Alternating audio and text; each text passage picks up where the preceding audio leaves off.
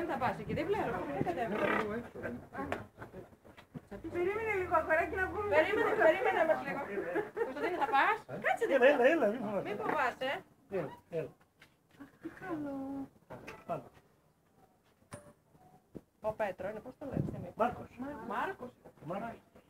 Θα πας Κωνσταντίνη δίπλα του? Έλα, πάμε. Φοβάσαι? Μάρκο. Πήγε να δαγκώσει ο Μάρκος. Ευχαριστούμε πολύ. Στρατό, έλα λίγο. Έλα, Μάρκο. Μάρκο, έλα. Έλα. Πρόσεχε αν σε δαγκώσει. Πάμε.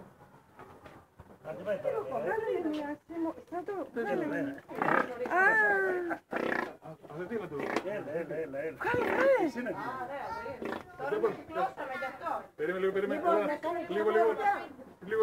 Είναι μέσα κανείς. Φαίνεται. Θέλει το παιδί, θέλει, ρε. Το παιδί, έλα. Έλα. Περίμενε. Ελένα, Μάρκο. Εντάξει. Έλα από εδώ για να περάσω. Για να Μη φοβάσαι, μη σε πειράζει.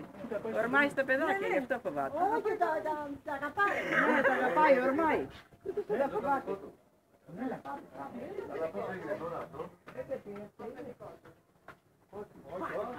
Πάτε έτσι καλή. Τέλειωσε. Ωραία.